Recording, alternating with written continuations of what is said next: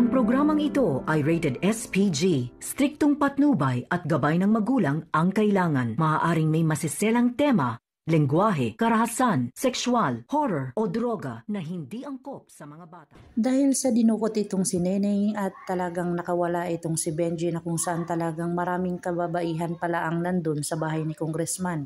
Dito na nga ay talagang gusto ni Congressman na si Neneng ang kanyang makasiping na kung saan talagang fresh na fresh ito. Dito na nga ay talagang nakuha at naging bihag nila itong si Neneng at ang kanyang kaibigan. Dito na nga pinaglaruan ng itong si Neneng ng kanyang ang anak ni Congressman na kung saan talagang porsigido ito at ibibigay talaga ito kay Congressman na sorpresa.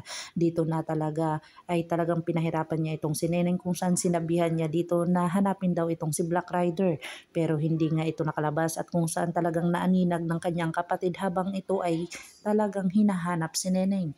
Dito na nga pinuntahan ng kanyang kapatid na si Vanessa na kung saan talagang naaninag niya ang kanyang kapatid na doon ipinasok sa isang hawla. Dito na nga ay talagang porsigido itong makita na kung saan talagang lumapit ito sa mga kapulisan para manghingi ng tulong na makita ang kanyang kapatid dahil nanganganib na ang buhay nito. Dito na sila may suspect sa lahat ng mga pangyayari na kung saan talagang itong si Congressman ay talagang siya lang ang gumagawa ng mga babaeng kinikidnap at talagang tinitikman niya ito. Dito na nga ay talagang prosigido itong si Neneng na makatakas na kung saan ay wala siyang magawa dahil maraming tauhan ang nakapaligid sa kanya.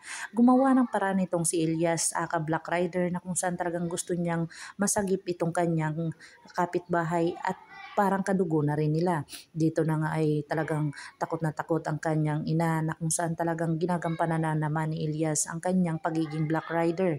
Dito na nga ay talagang pinasok ni Elias ang isang grupo na kung saan talagang siya lang mag-isa at talagang hinahanap niya dito si Neneng. Dito na nga ay talagang hindi niya matagpuan dahil si Neneng ay nilipat na doon sa lumang bahay na kung saan ready na itong si Neneng na ibigay sa kanyang ama na sorpresa. Ito na daw ang pamasko niya sa kanyang ama na kung saan gustong-gusto ng kanyang ama at talagang ito ang talagang pinili at nakita ng kanyang ama na talagang masisihan at mai-excite siya dito. Dito na nga talagang porsigido itong anak ni Congressman na talagang ibigay niya dito na kung saan gabi pala ang ay talagang nilagay niya na itong sabak si Neneng. Dito na nga pinagplanuhan nila itong si Benji na kung saan ito nga ay testigo sa kanilang pagdukot dito kay Neneng na kung saan talagang kikitilin nila ang buhay nito.